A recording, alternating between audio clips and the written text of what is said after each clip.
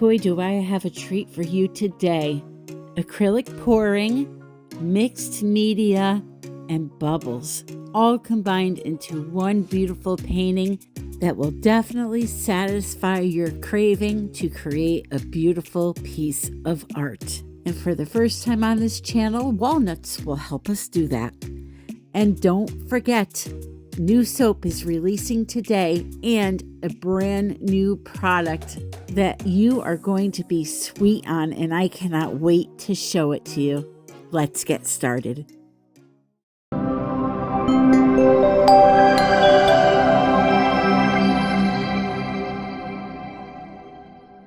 Well, hello there, my friend. Welcome back to another video. So jumping right in here today, we're going to start off with an acrylic pour.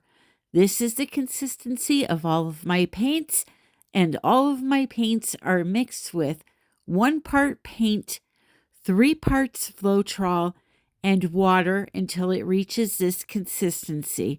If you have any issue learning what consistency is the right consistency for each technique, please look at the description of this video. There is a link for a consistency video there with a free chart that's going to help you tremendously when it comes to doing acrylic pouring and consistencies. So I'm off to a good start here, already spilling paint everywhere. So the cup of paint was just a little too big. I had to put it into a smaller cup just to control it a little better. So this beautiful coral color I made myself using some red and some white and some orange. I somehow ended up with it, and I wanted a majority of my background to have that color in it, so that's why I'm using so much of it. Now, these are all Amsterdam paints that I'm using today, and again, they are just thinned down with American Floetrol and water. So I started off with that coral color, and then I came in with a little bit of a red, and then I followed that up with a little bit of orange. I wanted this palette to be bright and cheerful. I also added in a little bit of a magenta color, which you're going to see next here, followed by silver. I always like to use one metallic paint in my pours because they promote cells. I then came in with a little bit of a rose color and some white. And then to top it all off, I ended up using some fluorescent violet. And that one specifically is from Blick. Once I was done adding all of my colors, I came in with the torch and popped all of my air bubbles. And then I wanted to blow this paint backwards off of the canvas. So you're going to notice here, typically I tell you not to aim the air at the white paint, but to aim the air at the colors. This time I wanted to aim the air at the white paint because I wanted it to blend through the colors. So you're going to see the way I angle the blow dryer, I start off down in the white and kind of blow that over all of the color. My goal was to make a mixed media flower today, and I'm so excited to show you how it came out. It came out so pretty. This is a very simple design for anybody that wants to get used to blowing around paint. As you saw, I just made a rainbow or an arch shape, and I'm just blowing it back off of the canvas. Very shortly, you will start to notice cells and lacing appear. So once I'm done blowing these colors over, I'm going to be letting this painting dry for about a week, and then I'm going to come back and show you the next step.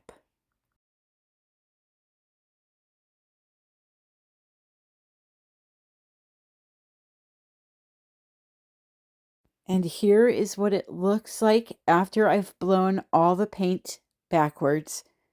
We have some beautiful lacing and cells, beautiful bursts of orange and violet going through the magenta and the coral, And overall, I'm very, very happy with the palette.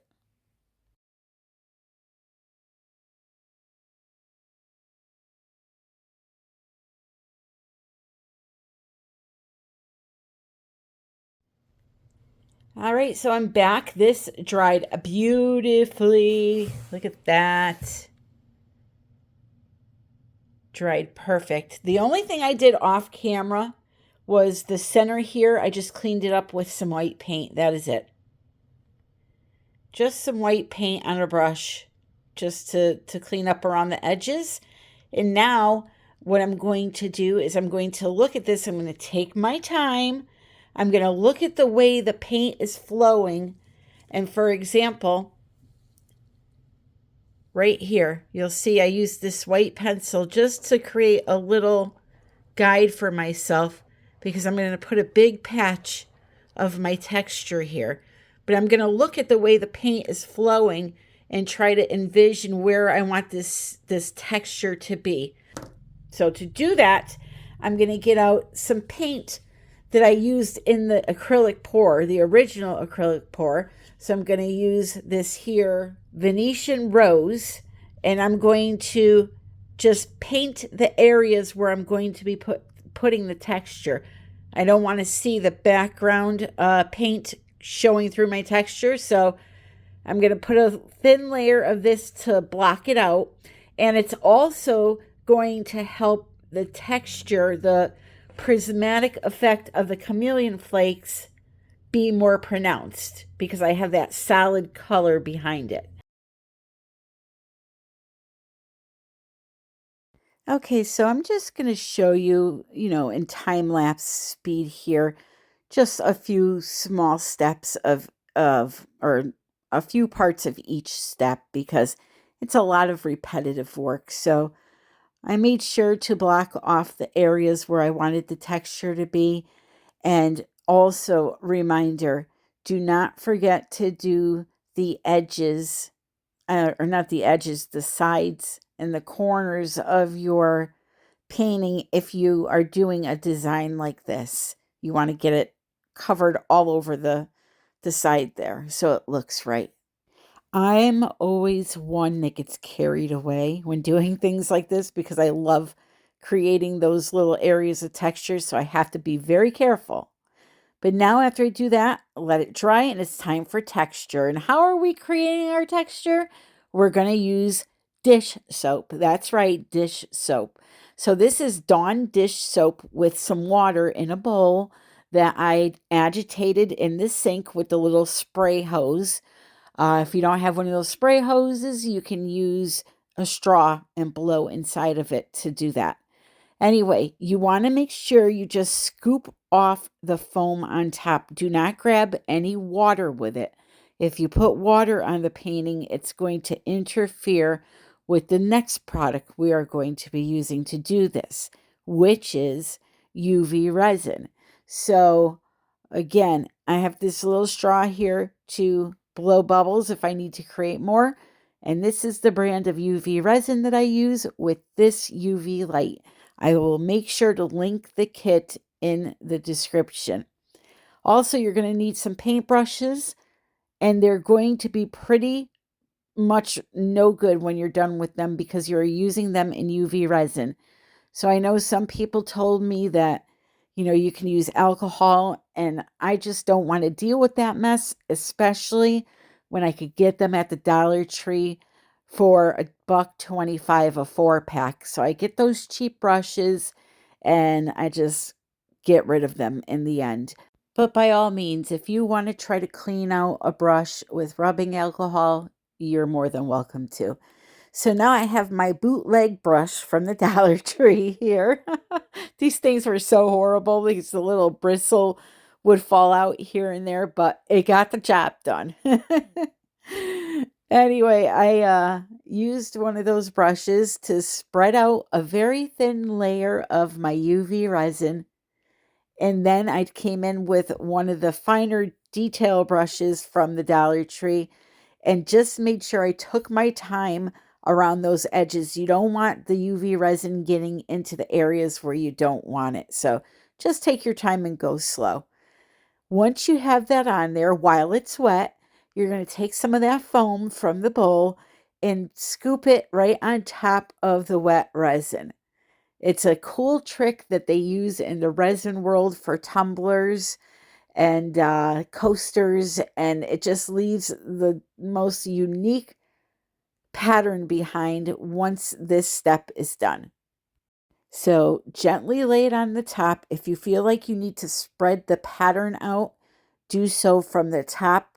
Don't move it too much on the bottom.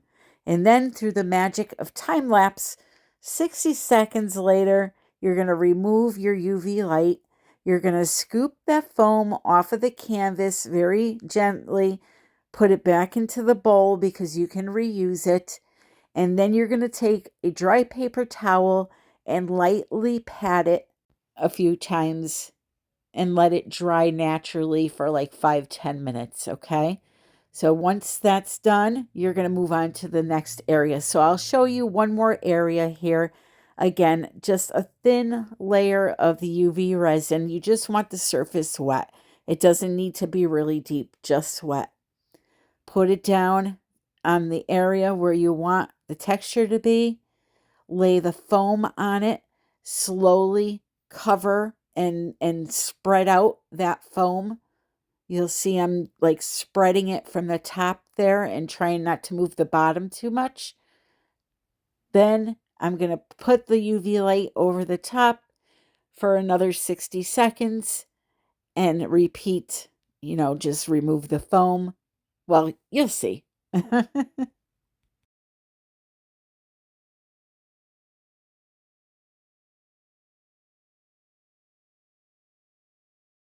So let's see what surprise awaits us underneath this foam.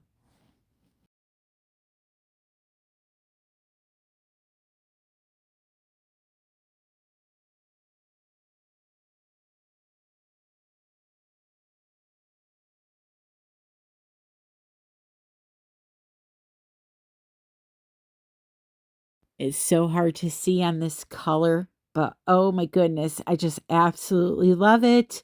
If you go back and watch my previous videos from the last few weeks, you'll see it even better, but you'll be seeing it in the end here soon. Okay, so I've gone ahead, put all of the texture in the areas that I wanted it, and most importantly, I also did the sides. Now, I'm sure somebody will ask how I do the sides. Just put a little bit of your UV resin on there, put the bubble texture on, and just hold the light over it for 30 to 60 seconds. That's it. Very simple. So now it's time for the fun part, to make this texture really stand out.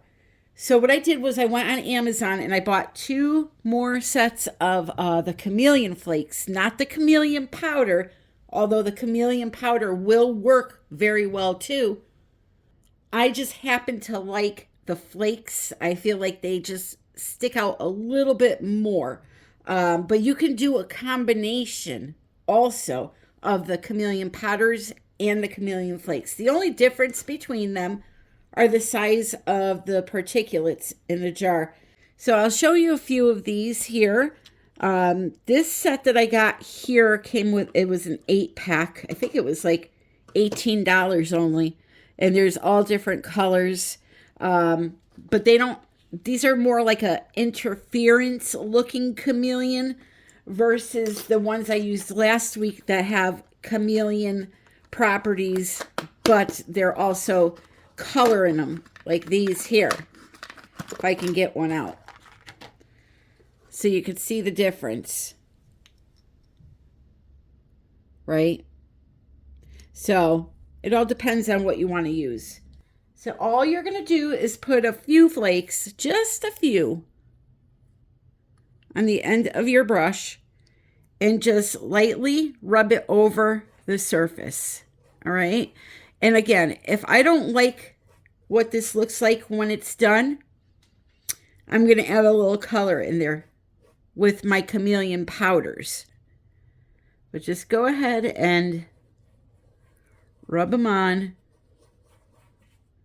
Don't worry about if it gets in here because there's nothing for it to grab onto here. So I kind of just sweep it back into where the texture is. It grabs onto the texture. And while we're doing this, I want to talk about finishing. There's a few ways you could finish these paintings. You can use varnish. I wouldn't recommend brush-on varnish, only because you take a risk at sweeping some of your chameleon onto this surface if you're using a brush to move it. I would suggest a spray-on varnish. I use matte. I like the effect this gives on its own without something distracting from it. I did coat one in resin, and I just did not like the way it looked. I like the way the texture looks on the surface here.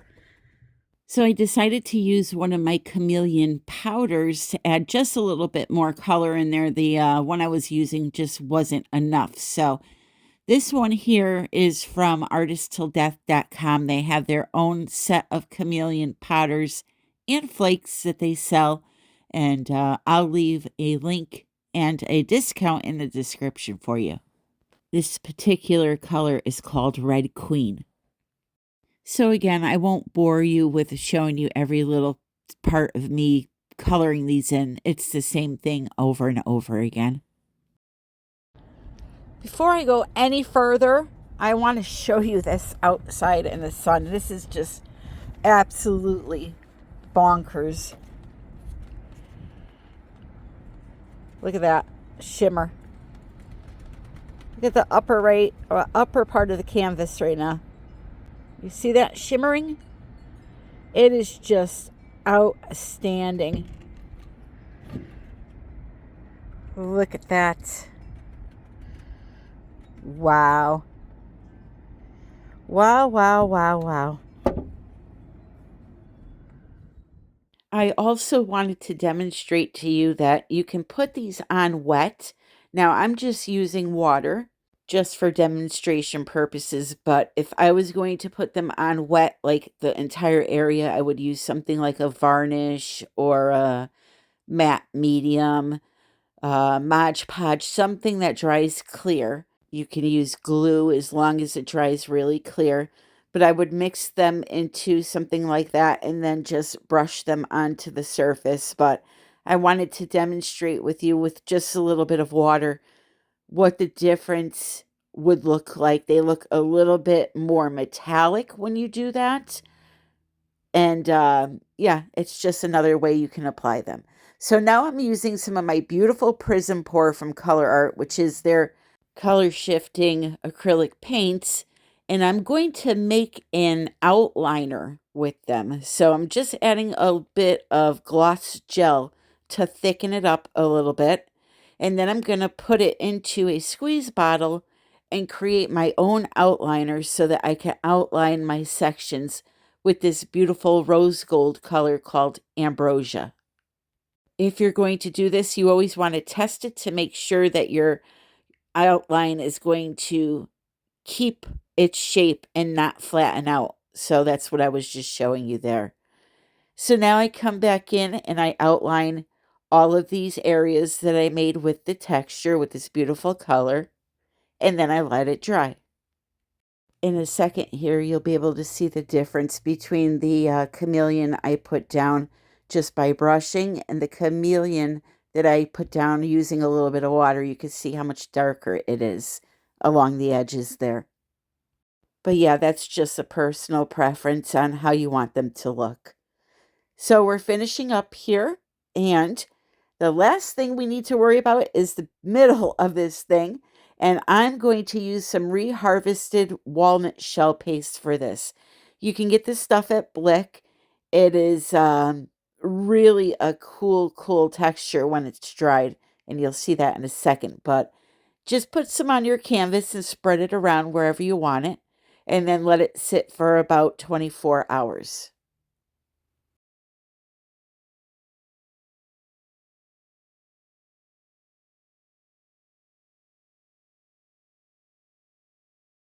I did put some on the side as well, which I kind of wished I hadn't done, but I ended up blending it in the end. So my idea was to have the texture come around the canvas, but I just didn't like the way it looked down there.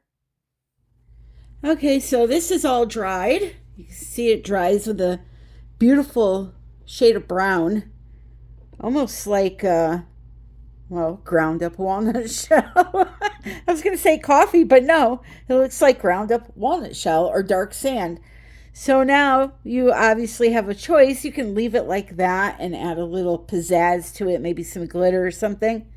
I don't want a brown dark center like that, so I'm going to use just some white acrylic paint to sponge over the surface. And then I think maybe I will come in with some Chameleon Flakes and bling it up a little bit. All right, so just some regular white acrylic paint. It doesn't have to be heavy body. I just like to use the heavy body because it's a thicker product and it covers a lot easier than, say, Artist Loft white. I'd have to do a couple of layers. With this, because it's so thick, just one layer. I will say that when I sponged this white on, it really made a cool center of a flower. So if you're one that likes to create flowers, this may be a product for you to consider because it really looked lifelike. So last thing I'm going to do is take some of my chameleon powder and my flakes and just sprinkle them onto the wet paint.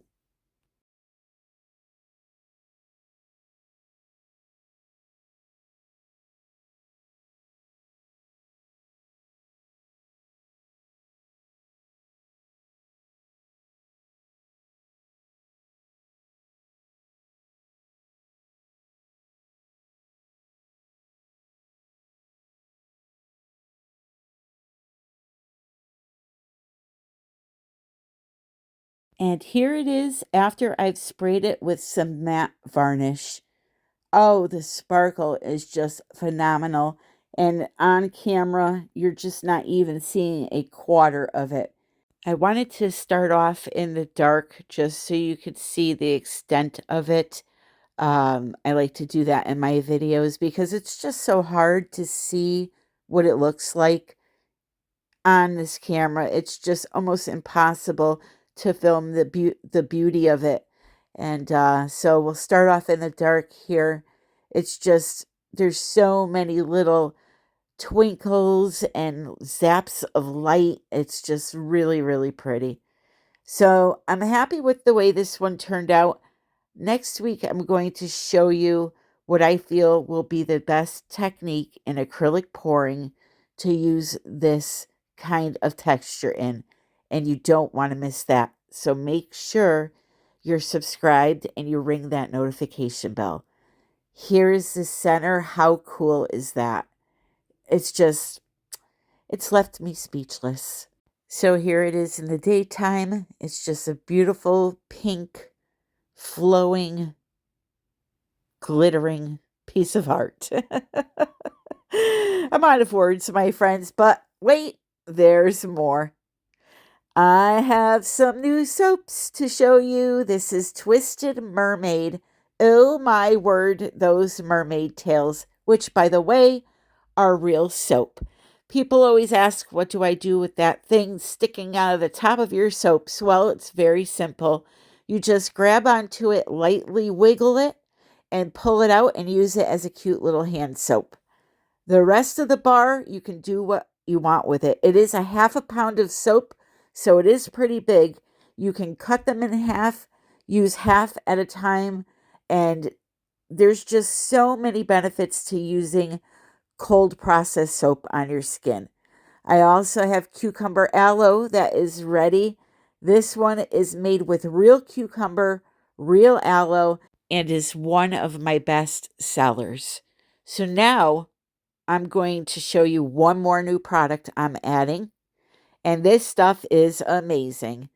Foaming bath sugar scrubs. They cleanse while they exfoliate and they smell amazing. This is Belize Tropical Breeze. And this one I'm going to open up for you right now has a cute little flamingo soap sitting right in the center of it. All you do is scoop out a little tiny bit and put it onto your washcloth or your loofah, and you rub it all over your skin. It gently exfoliates because it has sugar in it and leaves you smelling and feeling soft and rejuvenated.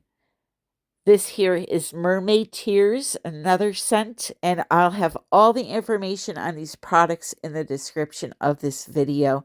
This one has a cute little seashell or starfish in the center of it. Look how cute that is, and that's a soap. It's a little tiny soap. The jars are 8-ounce jars. I fill them by weight, not by volume. And you're going to get to see me filling one right now, my brand new Caramel Frappuccino. Oh, this one is just, I am speechless. Made with real turbinado sugar. So that's the sugar in the raw. And coffee grinds for exfoliation. This one smells like a mud pie, if you know what a mud pie is. It's got that coffee and cookie smell to it, and it's just, I have my husband using it. Everybody's using this one. Even though I tell him sugar scrubs are kind of girly, he doesn't care. But anyway, again, these are all available now. So if you're interested, you can send me an email. If you do, make sure that you put your address in the email so I can give you a shipping cost. And yeah, we have those 2 new soaps out and these foaming bath sugar scrubs. Oh, and you can run this under the water, like take some out, run it under the water, and have a bath in it. I also still have some honey bunches of goat's milk soap left, some green tea avocado soap, some mango and grapefruit soap, and some citrus orange soap. So again, if you're interested in these huge, gigantic bars of soap, send me an email with your address, and all the pricing is in the description below. Thank you so very much for joining me today, my friends. I hope you have a beautiful week, and until the next time, happy pouring.